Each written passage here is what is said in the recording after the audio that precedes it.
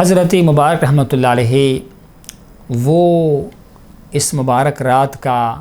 لیلۃ القدر کا کس طرح اہتمام فرمایا کرتے تھے؟ تو دیکھیے گا، مبارک رحمۃ اللہ علیہ تو ویسے بھی عبادت کے بڑے شوقین تھے۔ آپ مبارک رات گئے تک عام دنوں میں بھی محافل کے اہتمام فرمایا کرتے تھے۔ اکثر گھر میں جاتے وقت سورہ ملک کی تلاوت سنی، پھر خود ہی سورہ سجدہ کی تلاوت آپ مبارک نے فرمائی،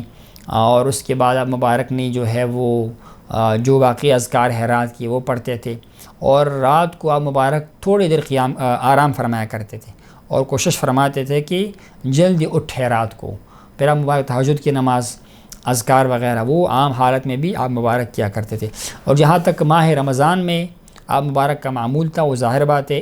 آپ مبارک کا جب صحت بہتر تھا ابتداءً، یعنی ابھی ہم بہت چھوٹے چھوٹے تھے، اس وقت آپ مبارک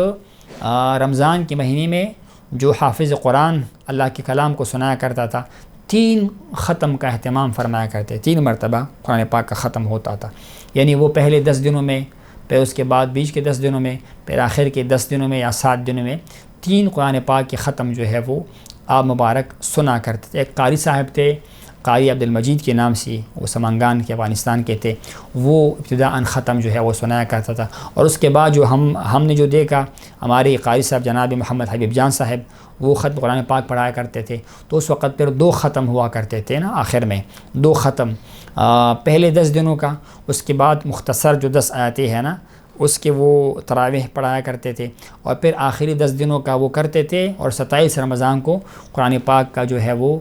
ختم ہوتا تھا دوسری مرتبہ۔ تو آپ مبارک اس کا اہتمام بطور خاص فرماتے تھے۔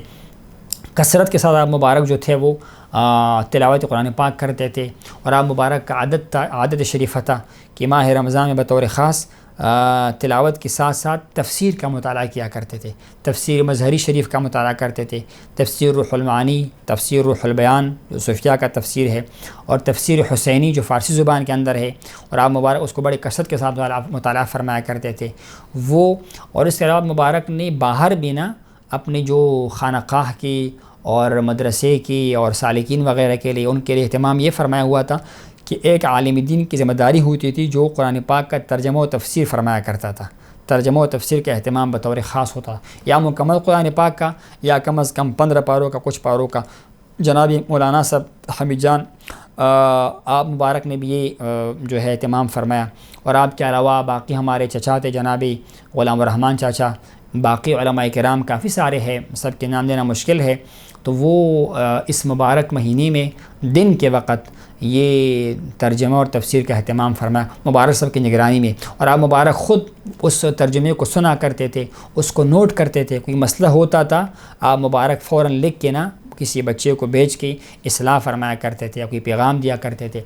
علاوہ جناب مبارک کثرت کے ساتھ صدقات و خیرات کرتے تھے، آپ کا لنگر جو ہے وہ ساری جاری ہوتا تھا، طلباء کے لیے لنگر، علماء کے لنگر، پڑوسیوں کے لنگر، مہمانوں کے لنگر، خانقاہ میں سحری کا اہتمام، افطاری کا اہتمام کثرت کے ساتھ، یہ معاملات۔ پھر زکوٰۃ مبارک ادا فرماتے تھے، اور جو آپ مبارک کے مخیر خلفاء ہوتے تھے، جو صاحبان ثروت ہوتے تھے، آپ مبارک بسا اوقات ان کو ترغیب بھی دیتے تھے، اور ان سے پوچھتے بھی تھے کہ آپ لوگوں نے زکوٰۃ ادا کیا ہے کہ نہیں کیا ہوا ہے۔ اگر کسی بندے نے زکوٰۃ ادا نہیں کیا ہوتا تو آپ مبارک تاکید فرماتے تھے کہ زکوٰۃ کو ادا کرو، اور کبھی کبھار تو اس طرح بھی ہوا کہ آپ کے امر کے بعد لوگ زکوٰۃ لے کر آتے تھے کہ صاحب ہمارے پاس زکوٰۃ ہے لیکن ہم کس کو دیں، ہمارے پاس وہ معاملات نہیں ہے، تو آپ زکوٰۃ ادا فرمائے، ہمارے طرف سے وکیل ہے۔ آپ مبارک اسی وقت خانقاہ میں، آستانے میں اور دربار میں لوگوں کو ڈھونڈتے تھے، اور ان کو زکوٰۃ جو ہے وہ ادا فرمایا کرتے تھے۔ تو آپ مبارک کا یہ جو ہے وہ عادت شریفہ تھی، اور سالکین کے لیے آپ مبارک کی ہدایت یہ تھی کہ آپ لوگ